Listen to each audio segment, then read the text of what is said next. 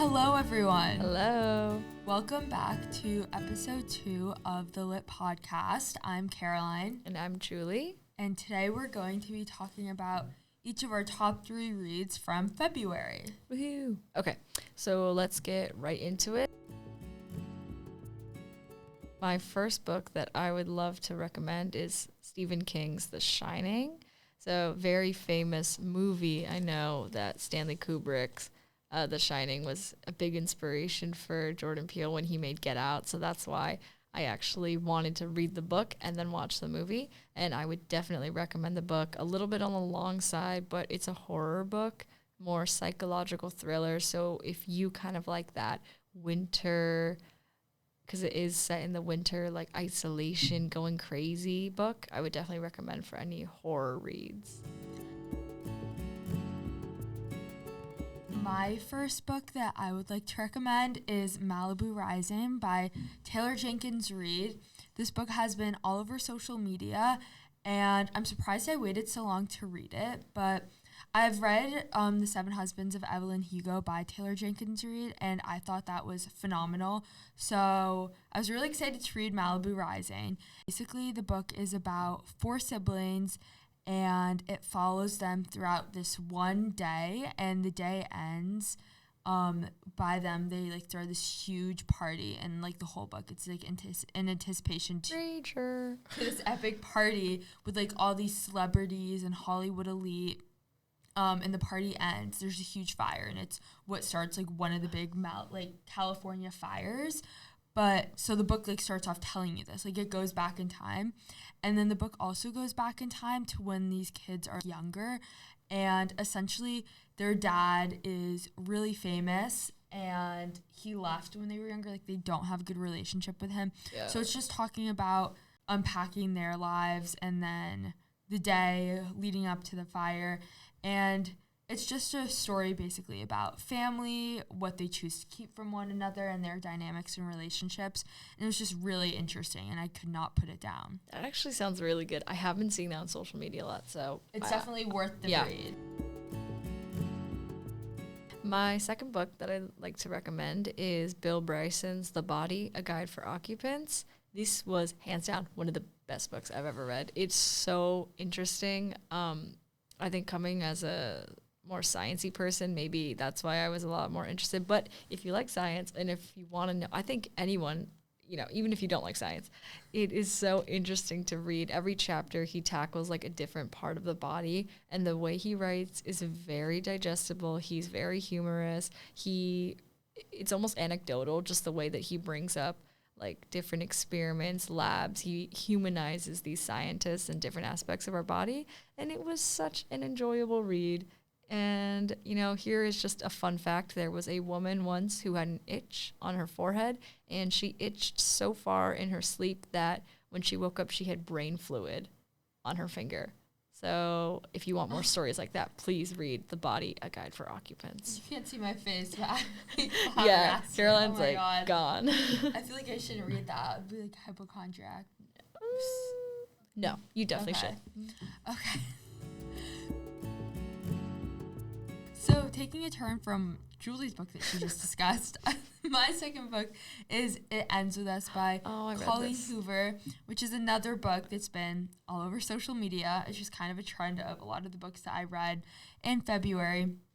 But it's about a girl named Lily, and she lives in Boston, and basically the book is following her relationship with this guy that she meets named Ryle. And it explores a lot of things of her relationship with her father, who was abusive towards her mother. And there's a lot of parallels between the relationship that she's currently in and the relationship with her parents. And she's trying to figure out how to work through the kind of toxic yet so, I don't know, she's in love with Ryle, this just bad situation. But it's definitely... It's a heavy read, but written lightly, if that makes sense. So it's an easy read, but it talks about a lot of really emotional and hard-hitting topics. And I definitely think it was worth like the quote unquote hype that TikTok Definitely, gave it. And it's apparently being made into a movie, which I think will be really good. And Colleen Hoover just announced, which is why I finally read it. She announced like 2-3 weeks ago that she's writing a second book. Go Colleen. Like a sequel. All She right. doesn't normally do that apparently. So that's why I really wanted to read it, and it was definitely worth it. So I recommend. Yes. I also read that book. Great book. I feel like the way Colleen Hoover writes, you almost like just like the character, you fall in love with the same guys, and then you also like you go through the same like ups and downs as the protagonist. So the last book that I want to talk about is Lemon by Kwon Yeo-sun, which this is a Korean book. It was originally written in Korean, but it's translated in English, so don't worry, guys. I got you. The story is about in the summer of 2002, there is a 19-year-old, like, beauty queen, like the most beautiful girl at the school, who's killed. And you kind of go through the perspectives of 4 different characters who describe their interaction with it. And it's not so much like about her death. It doesn't really talk about that at all. The book is more so the aftermath and how they each sort of psychologically spiral. And I would say if you're looking for a book kind of heavy in prose, a little bit more symbolic, and just it's a very short read as well. Like you could definitely, if you have a day where you're feeling a little bit like introspective, I recommend Lemon. It also has a little bit of that psychological thriller edge. So looks like I was in a bit of a horror mood this February. Yeah. Well, I was, as we can probably tell by now, in kind of the opposite mood because my third recommendation is Winter in Paradise, which I have seen a little bit on social media, not nearly as much as the other 2 books. But Winter in Paradise is the first book in a trilogy by Elin Hilderbrand. And I read all 3 books over February break. So I probably read them in the span of 4 days. They were so good. And it's about a woman named Irene, and she lives a very conventional life. Like her husband, just 2 adult kids, a beautiful home. And then her life falls apart when her husband has been found dead. And before Irene can really process this news, she finds out that her husband was actually, like, he died in a helicopter crash in St. John. And she goes down to St. John with her 2 kids to kind of, like, figure out what was going on and see it. And she discovers that he had a whole second secret family and secret life. And he worked, basically, Irene's, like, husband who died, worked for a really powerful man. And when he started working for this man, like, the family got all this money, and, like, her whole lifestyle completely changed. And the books end up uncovering, like, how was this man involved in the husband's death. It's a, like, murder mystery, but not heavy, but it is intense.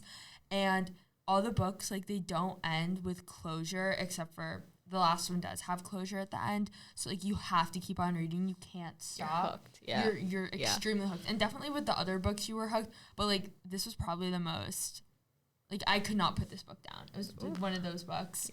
And it was just written very beautifully. It's told from a lot of different perspectives. So you really get to see, like, different viewpoints of the story, and there's a lot of different storylines. And also it made me want to move to an island in the Caribbean. So maybe I'll be living in St. John when I'm older. I'll see you there. Hopefully. Yeah, let's go. On the beach. Yeah. It's beautiful. But her writing style was awesome, so I really recommend this trilogy. So I think that's all for us today, but please drop your book recommendations of February in the comments below. Yeah, hit us up on Twitter too. On Twitter, C. Vincent Courant. Julie S. Courant. And then on Goodreads, which is, I just dropped something. Julie Song. Oh, wait. You're giving them my Goodreads. My Goodreads is Caroline Vincent. Mine is... I think it's Julie's Song. Yeah, it's probably Julie's Song. This last time. It's Julie's Song. All right, cool. So that's February, guys. We'll see you in March. Well, I guess this is being posted in March, but we'll see you in April. Yeah, you get it. All right. You guys know. Bye, guys.